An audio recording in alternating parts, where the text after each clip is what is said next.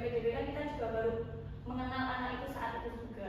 Sedangkan untuk mengetahui kebutuhan peserta didik itu tidak hanya bisa kita lihat secara singkat dalam waktu yang sangat singkat. Jadi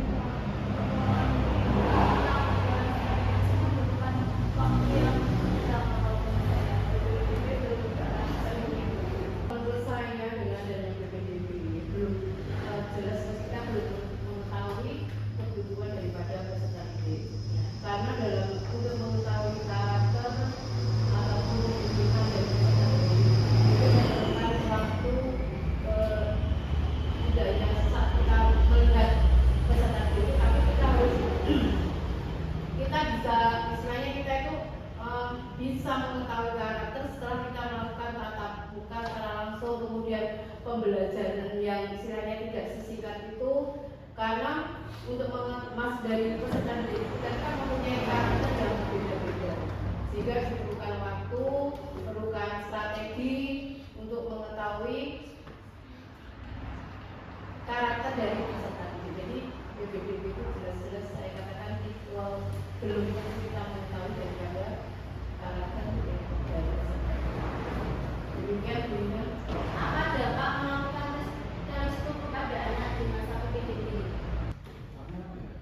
Karena memang sebenarnya kalau di DPSD kan memang benar tidak boleh ada tes.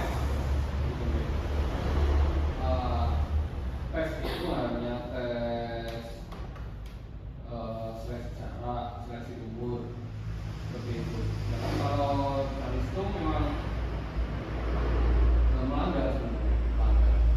Kalaupun harus ada seleksi, jelas seleksinya ya seleksi jarak donasi, kemudian seleksi umur juga. Tidak boleh ada seleksi langsung di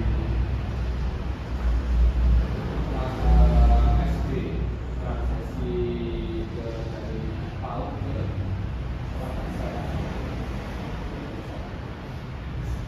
Menurut saya dampak dengan adanya penerimaan siswa melalui Calistung, menurut saya pribadi akan memberikan dampak negatif, karena itu akan memberikan tekanan bagi peserta didik yang kemungkinan kalau sebetulnya di TK kan memang sebetulnya belum diperbolehkan untuk memberikan Calistung. Nah, dengan adanya pendaftaran atau PPDB melalui Calistung, tentunya akan memberikan dampak negatif bagi anak-anak yang memang di TK itu belum ada pembelajaran Calistung, sehingga akan menimbulkan istilahnya semacam trauma, tekanan yang akhirnya memberikan dampak tidak adanya rasa percaya diri, atau mungkin juga bisa nanti tantrum untuk mengikuti kegiatan-kegiatan Calistung karena memang benar-benar peserta didik baru tidak siap untuk mengikuti kegiatan Calistung yang tentunya orang tua tidak bisa memberikan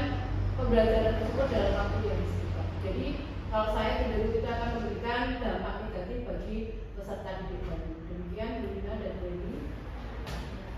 Yang ini saya sudah sepakat dengan